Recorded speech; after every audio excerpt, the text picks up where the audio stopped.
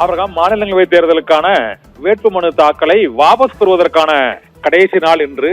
ஏற்கனவே பரிசீலனை முடிவடைந்த நிலையில் இன்று வாபஸ் பெறக்கூடிய நாள் என்பதால் போட்டியில் இருந்த 6 பேரும் போட்டியில் இருக்கிறார்கள். இது தவிர சுயேட்சை வேட்பாளர்கள் மற்றும் அன்புமணி ராமதாஸுக்கு எதிராக பாமக தரப்பில் தாக்கல் செய்யப்பட்ட சுவாமிநாதன் உள்ளிட்டோர் முன்மொழிவதற்கு சட்டமன்ற உறுப்பினர்கள் இல்லாத காரணத்தினால் அவர்களுடைய வேட்புமனுக்கள் நிராகரிக்கப்பட்டதாக பரிசீலனை அன்றே அறிவிக்கப்பட்டது.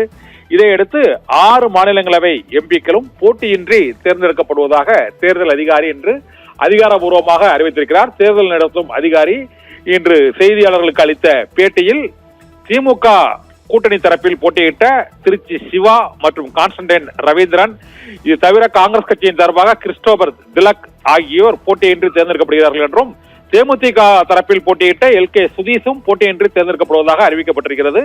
இதே போல அதிமுக கூட்டணியில் அன்புமணி போட்டியின்றி தேர்ந்தெடுக்கப்படுகிறார். அதிமுகவின் மூத்த நிர்வாகியான தம்பித்துரையும் போட்டியின்றி தேர்ந்தெடுக்கப்படுவதாக அறிவிக்கப்பட்டிருக்கிறது. இதையடுத்து மாநிலங்களவை தேர்தலில் போட்டியிட்ட 6 பேருமே போட்டியின்றி தேர்ந்தெடுக்கப்பட்டிருக்கிறார்கள்.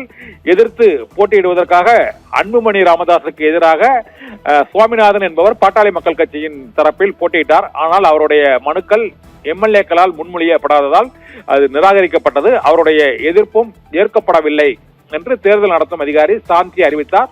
அதையடுத்து இன்று வேட்புமனு வாபஸ் பெறுவதற்கான கடைசி நாள் இன்று 3 மணியுடன் நிறைவடைந்ததை ஒட்டி இப்போது மாநிலங்களவை வேட்பாளர்கள் போட்டியின்றி 6 பேரும் தேர்ந்தெடுக்கப்படுவதாக தேர்தல் நடத்தும் அதிகாரி இன்று தலைமைச் செயலகத்தில் அளித்த அந்த பேட்டியில் தெரிவித்திருக்கிறார். இதன் மூலமாக தமிழகத்திலிருந்து மாநிலங்களவை தேர்தலுக்கு போட்டியிட்ட திருச்சி சிவா, தம்பித்துரை, அன்புமணி, கான்ஸ்டன்டைன் ரவீந்திரன், LK சுதீஷ் ஆகிய 6 பேரும் மாநிலங்களவை எம்பியாக தேர்ந்தெடுக்கப்பட்டிருக்கிறார்கள். இதனால் 16ஆம் தேதி மாநிலங்களவை தேர்தலுக்கு வாக்குப்பதிவு நடைபெறும் போட்டி இருந்தால் என்ற அறிவிப்பு வெளியாகி இருந்தது. இதனால் போட்டியின்றி தேர்ந்தெடுக்கப்பட்டிருப்பதால் 16ஆம் தேதி நடைபெறும் தேர்தல் நடைபெறாது. இவர்களே போட்டியின்றி தேர்ந்தெடுக்கப்படுவதாக அதிகாரபூர்வமாக இன்று தேர்தல் நடத்தும் அதிகாரியை அறிவித்ததை தொடர்ந்து அடுத்த நாடாளுமன்ற கூட்டத்தொடரில் அவர்கள் அல்லது இந்த கூட்டத்தொடரிலேயே அவர்கள் மாநிலங்களவை உறுப்பினர்களாக பதவியேற்க இருக்கிறார்கள். ஆபிரகாம்.